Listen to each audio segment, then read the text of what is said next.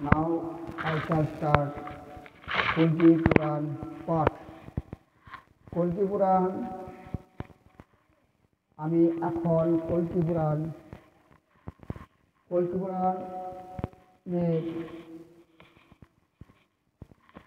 সংবাদ, পক্ষী সংবাদ, শুকপক্ষী সংবাদ। শুকপক্ষী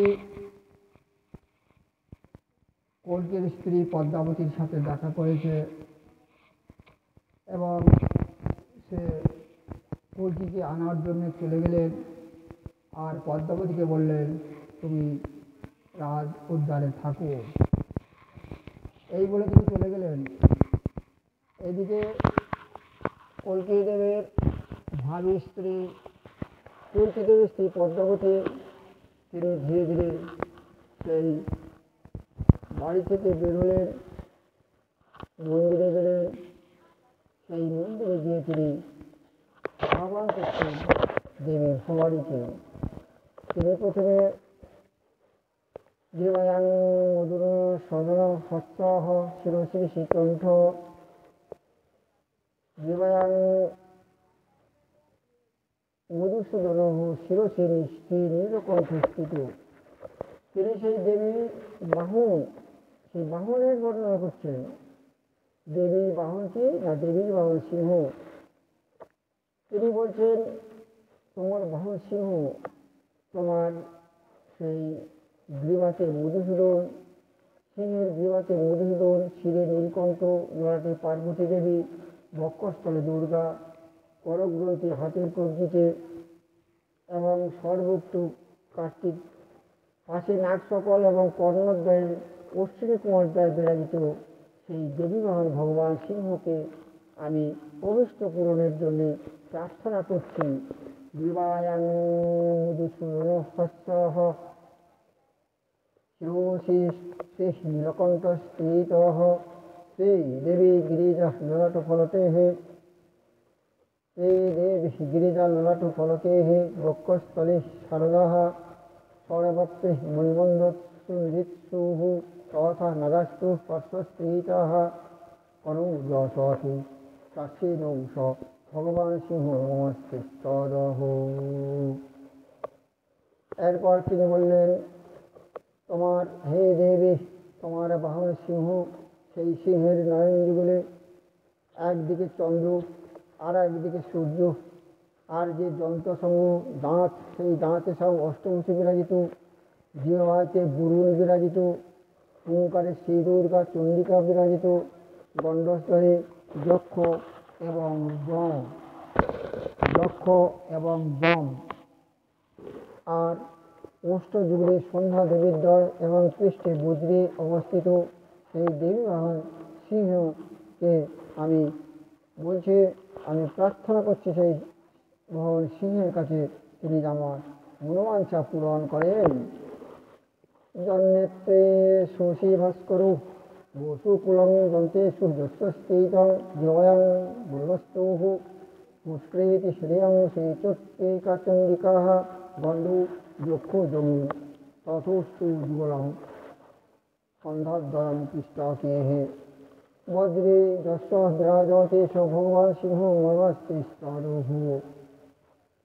তিনি বললেন, এরপর তিনি বললেন, সেই সর্বদেবময় সিংহের শ্রীবাসুন্ধি সমূহে সপ্তবিংশতি সংখ্যক বৃক্ষ অর্থাৎ নক্ষত্র হৃদয় আছে। সাধারণ সাধ্যগণ, যারা সাধক, সেই সাধকগণ আছেন হৃদয়ে। তার তম অজ্ঞান, বিবৃদ্ধ নির্দয়তা এবং মহাক্রূরতা পুতনাতুল্য। তার প্রাণবায়ুতে মাতৃকুল, অপানবায়ুতে পিতৃকুল, রূপে লক্ষ্মী এবং রবি রশ্মি তুলা কচ দামে বিমলা সংস্থিত আছেন। এই বলে তিনি সেই দেবীকে বললেন, শ্রীবাসন্দেশু সপ্তবিংশতি স্মিতাখানি সাধ্য হৃদিঃ প্রৌঢ়া নিভ্রেণ তঃ তম্ভস্বাতু মহক্রদু প্রমাপুতনাঃ রাজদশাস্তু মধুরু পিতৃকুলং সমস্যান্তা পানস্তকং রূপে শ্রী কমলাকরেষু বিমলা তেষু রবি রশ্ময়ঃ। এই সমস্ত বলে তিনি সেই বাহনকে তিনি আহ্বান করলেন এবং বললেন, তোমার বাহন সিংহকে আমি আমি ভয় করলাম। ও সিংহ, তুমি আমার মনোবাঞ্ছা পূরণ করো, পূরণ করো, পূরণ করো। এরপর তিনি সংবাদ কথা নারাস্তু কথয়ামাস সুরয়ামাস সমাধয়ে হে। এরপর তিনি আস্তে আস্তে সেই চণ্ডীর কথা আরম্ভ করলেন। নারাস্তু কথয়ামাস সুরতায় সমাধয়ে হে স কথা কথিতা পশ্চাৎ মার্কেন্ডীয় ও ভগুরই। মেধা ঋষি রাজা সুরত এবং বৈশ্য সমাধিকে যে চণ্ডী কথা বলেছিলেন, সেই চণ্ডী কথা তিনি আরম্ভ করলেন। তা মার্কণ্ড মুনি পরে স্বশিষ্য ভাগুরী মুনিকে বলেন। ভাগুরী কথিত বিবরণ: ধনুমুনির চারি পুত্র, সেই চারি পুত্র যারা অভিশাপে পক্ষজনীপুত্র হয়েছিল, সেই পক্ষী পাখি হয়েছিলেন। ধনুমুনি সাপ দিলেন, তারা পাখি হয়ে গেলেন। ভাগুরী ধনুমুনির যে চারটি পুত্র ছিল, সেই চারটি পুত্র হয়েছিল অভিশপ্ত, এবং অভিশপ্ত হয়ে তারা পক্ষীগুলো জন্মগ্রহণ করেছিলেন। সেই চারজন কি না, পিঙ্গাক্ষ, বিরাজ, সুপুত্র এবং সুমুখ। সেই চারজন চার পুত্র, মুনির চারি পুত্র দাস শিষ্য মহর্ষি জৈমিনীকে বলেন। এইরূপে চণ্ডীর স্বর সংবাদ কথা পরস্পর ক্রমে প্রচলিত হল। চণ্ডীপাঠ করলে কি কি ফল পাওয়া যায়, তার মাহাত্মা কি, এখন সেই মাহাত্মা বললাম। অশ্বমেধ সকল যজ্ঞের মধ্যে শ্রেষ্ঠ, যথা মেধ ক্রতুষু দেবানাং চ যথা হুরি স্তবানাঃ পাপি সর্বেষাং তথা সত্য সতীস্তবহু। যেমন অশ্বমেধ যজ্ঞ সমস্ত যজ্ঞের মধ্যে শ্রেষ্ঠ, যেমন হরি সমস্ত দেবতাগণের মধ্যে শ্রেষ্ঠ, সেইরূপ সব সমূহের মধ্যে সপ্তশতী স্তব শ্রেষ্ঠ। মাহাত্ম্যং ভগবৎস্তু পুরাণাদিষু কীর্তিতং পঠেস্না স্মৃদাদাপি সর্বকাম সমৃদ্ধৈঃ। মানবগণ সর্বকামনা সিদ্ধির নিমিত্ত পুরাণাদিতে কীর্তিত দেবী মহাত্মা চণ্ডী পাঠ এবং শ্রবণ করে থাকেন। মকারাহ দিহ্নুঃকারান্তোঃ মনু পরম দুর্লভঃ সর্বং মামুই তন্মাহাত্ম্যং মম সন্নিধিকারকম। শ্রী চণ্ডীর প্রথম মন্ত্রের প্রথম শব্দ মার্কেন্ড এবং অন্তমন্ত্রের অন্ত শব্দ মনু। মু হইতে মু পর্যন্ত মন্ত্র পরম সুলভ। মু থেকে সব উৎপত্তি, সেই মু থেকে মু পর্যন্ত মন্ত্র পরম দুর্লভ। ওষু পুষ্পার্ঘ ধূপৈশ্চ গন্ধদীপস্তথৈস্তমৈ বিপ্রাণাং ভোজনৈর্হোমৈ রক্ষোদীন হরিনিশাম।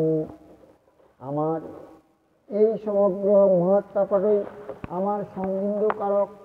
1 বৎসর কাল যথাবিধে উত্তম পশু বলি, পুষ্প, অর্ঘ্য, ধূপ, গন্ধ, দীপ, ব্রাহ্মণ ভোজন, হোম, পঞ্চমৃতাদি অভিষেক দ্রব্য এবং অন্যান্য নানাবিধ দ্রব্য উপচার আমার যে প্রীতি হয়, আমার এই উৎকৃষ্ট মাহাত্ম একবার মাত্র শ্রবণ করলে আমার চাকদিকে প্রীতি জন্মে হে।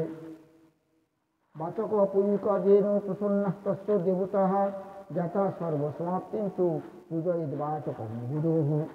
আত্মানমপি বিক্রিয় জয়চ্ছেন সবরং প্রথম। যিনি বাচককে পূজা করেন, যার ইষ্টদেবে তাহার প্রতি প্রসন্ন হন, যে বিবেকী স্বীয় ক্রতু সফল করতে ইচ্ছা করেন, তিনি চণ্ডীপাঠ সমাপ্তির পরে নিজেকে বিক্রয় করে চণ্ডীপাঠককে পূজা করেন। এরপর তিনি চণ্ডী পাঠের দিকে অগ্রসর হচ্ছেন। প্রথম চরিত্রের ঋষি এবং দেবতাদের দিকে তিনি চিন্তা করলেন। এরপর তিনি মহাকালীর ধ্যান করলেন।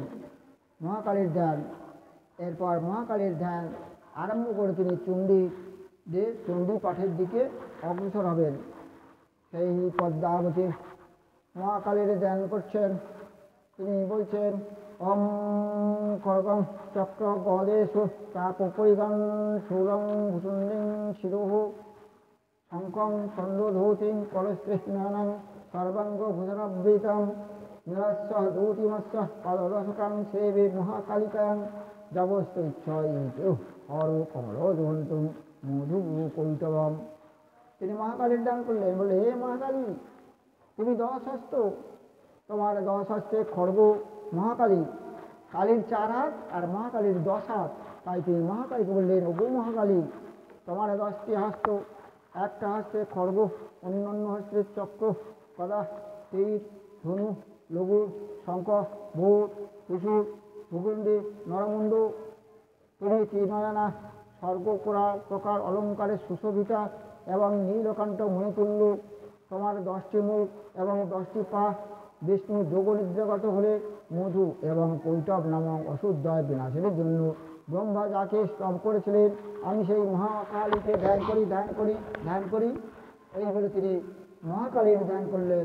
এরপর তিনি চণ্ডীপাঠ আরম্ভ করবেন। এর পরের দিন আমি সেই চণ্ডী আস্তে আস্তে আলোচনা করব। আজ এই পর্যন্ত সবাইকে নমস্কার দিয়ে আমি শেষ করলাম।